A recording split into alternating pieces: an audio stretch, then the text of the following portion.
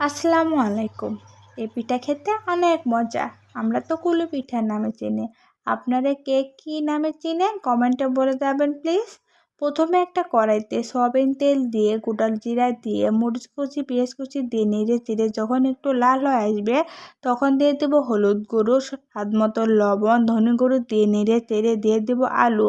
আলু যখন ভাজা হয়ে যাবে তখন দিয়ে দেবো মাংস দিয়ে একটু ভেজে নেব। আপনারা যে কোনো মাংস দিতে পারবেন, কোনো সমস্যা নেই।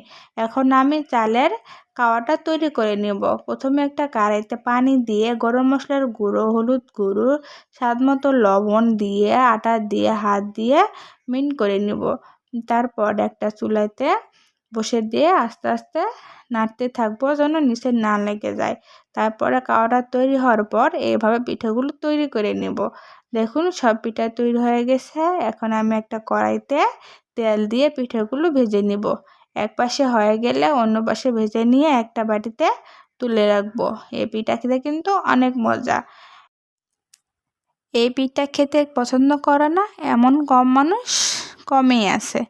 যদি আমার এই ভিডিওটা আপনাদের ভালো লাগে প্লিজ একটা লাইক, কমেন্ট, শেয়ার করবেন। আল্লাহ হাফেজ।